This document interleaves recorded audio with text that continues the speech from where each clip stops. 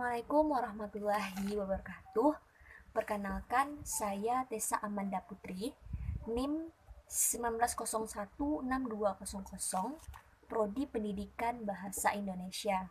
Baik, kali ini saya akan membahas materi yang ke-9 mengenai administrasi hubungan sekolah dan masyarakat. Administrasi hubungan sekolah dan masyarakat ini meliputi 4 poin. Yang pertama, konsep dasar administrasi hubungan sekolah dan masyarakat. Yang kedua, teknik administrasi hubungan sekolah dan masyarakat. Yang ketiga, proses administrasi hubungan sekolah dan masyarakat. Dan yang terakhir, peran guru atau keterlibatan guru dalam administrasi hubungan sekolah dan masyarakat. Nah, baik, kita bahas satu persatu. Yang pertama, konsep dasar administrasi hubungan sekolah dan masyarakat atau HUSEMAS. Nah, sama-sama kita ketahui bahwa administrasi itu berarti melayani, membantu, serta mengarahkan suatu kegiatan untuk mencapai suatu tujuan. Nah, jadi jika dikaitkan dengan administrasi hubungan sekolah dan masyarakat ini adalah suatu proses komunikasi antara sekolah dan masyarakat untuk meningkatkan kepentingan masyarakat dalam kebutuhan dan kegiatan pendidikan, serta meningkatkan motivasi dan kerjasama masyarakat dalam peningkatan dan pengembangan sekolah. Nah, poin yang kedua, teknik-teknik administrasi hubungan sekolah dan masyarakat. Ada sejumlah teknik yang dapat diterapkan dalam lembaga pendidikan. Teknik-teknik tersebut ada 4. Yang pertama, teknik tertulis. Yang kedua, teknik lisan. Yang ketiga, teknik peragaan. Dan yang terakhir, teknik elektronik. Baik, kita bahas satu persatu. Yang pertama, teknik tertulis. Nah, teknik tertulis ini dapat digunakan dengan berbagai cara. Yang pertama, buku kecil pada permulaan tahun ajaran. Nah, buku ini berisi tentang tata tertib, syarat-syarat masuk, hari-hari libur, dan hari-hari efektif. Yang kedua, pamflet. Nah, pamflet ini berisi tentang sejarah lembaga pendidikan, staf pengajar, fasilitas yang tersedia dalam kegiatan pembelajaran. Yang ketiga, berita kegiatan murid. Nah, berita ini berisi tentang informasi singkat mengenai kegiatan-kegiatan yang dilakukan di sekolah oleh murid. Nah, yang keempat, catatan berita gembira. Nah, catatan berita gembira ini tidak jauh berbeda dengan berita kegiatan murid. Jadi, catatan berita gembira ini berisi tentang keberhasilan seorang murid, apa yang telah dicapai oleh seorang murid tersebut. Nah, yang kelima, buku kecil tentang cara membimbing anak. Nah, buku ini berisi tentang cara membimbing anak yang efektif. Kemudian, buku tersebut diberikan kepada orang tua murid. Nah, yang kedua ada teknik lisan. Tadi yang pertama teknik tertulis, yang kedua teknik lisan. Nah, hubungan sekolah dengan masyarakat secara lisan, yaitu yang pertama, diadakannya kunjungan rumah. Nah, melalui kunjungan rumah inilah guru akan mengetahui berbagai masalah yang dihadapi oleh siswanya di rumah. Nah, biasanya kunjungan rumah ini diadakan dengan wali murid, warga, ataupun tokoh-tokoh masyarakat. Nah, yang kedua, panggilan orang tua. Nah, selain kunjungan rumah, guru atau pihak sekolah juga mengadakan panggilan orang tua, juga memanggil orang tua murid untuk datang ke sekolah.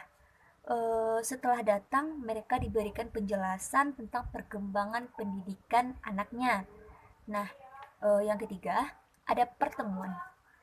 Nah, selain diadakannya adanya kunjungan rumah dan panggilan orang tua, pihak sekolah juga mengundang masyarakat dalam acara pertemuan khusus untuk membicarakan masalah atau hambatan yang dihadapi di sekolah. Yang ketiga, teknik peragaan. Tadi yang pertama teknik tertulis, yang kedua teknik lisan, yang ketiga teknik peragaan. Nah, teknik peragaan ini diselenggarakan biasanya berupa pameran keberhasilan murid, apa yang telah dicapai oleh murid. Nah, ini dilakukan di dalam teknik peragaan. Nah, yang keempat atau teknik yang terakhir ada teknik elektronik. Nah, seiring dengan perkembangan teknologi elektronik, maka dalam mengakrabkan sekolah dengan orang tua murid dan masyarakat sekolah dapat menggunakan sarana elektronik seperti televisi, telepon, maupun radio.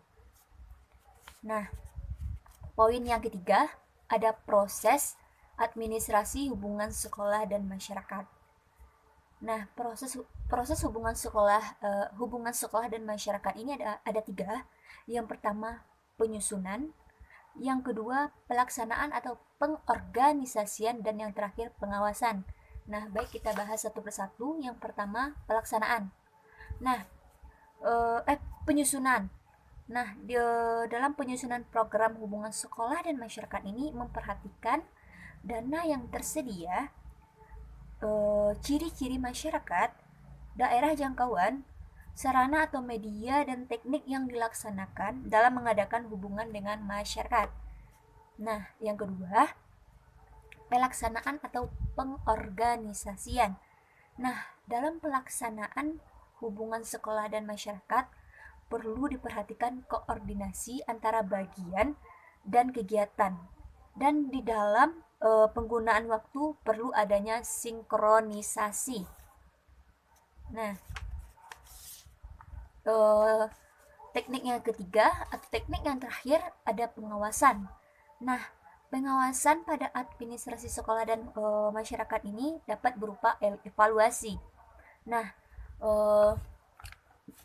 hubungan sekolah masyarakat dapat dievaluasi melalui dua kriteria. Yang pertama, efektivitas, yaitu sejauh apa tujuan itu tercapai. Dan yang kedua, efisiensi, yaitu mengenai sumber dan potensi dengan baik. Baik, yang poin yang terakhir ada peran guru atau keterlibatan guru dalam administrasi hubungan sekolah dan masyarakat. Nah, yang pertama, membantu sekolah dalam melaksanakan teknik-teknik hubungan sekolah dan masyarakat. Yang kedua, membuat dirinya lebih baik lagi dalam bermasyarakat. Dan yang terakhir, dalam melaksanakan semua itu, guru harus melaksanakan kode etiknya. Nah, dari pembahasan yang telah saya jelaskan tadi, dapat saya simpulkan bahwa administrasi hubungan sekolah dan masyarakat itu adalah suatu proses komunikasi antara sekolah dan masyarakat untuk meningkatkan kepentingan masyarakat dalam kebutuhan dan kegiatan pendidikan, serta meningkatkan motivasi dan kerjasama masyarakat dalam peningkatan dan pengembangan sekolah. Baik, kemudian administrasi hubungan sekolah masyarakat juga memiliki tiga proses. Yang pertama penyusunan, yang kedua pelaksanaan atau pengorganisasian, dan yang terakhir pengawasan. Baik, sekian penjelasan dari saya mengenai administrasi hubungan sekolah dan masyarakat. Mohon maaf atas salah penyampaian. Saya akhiri. Assalamualaikum warahmatullahi wabarakatuh.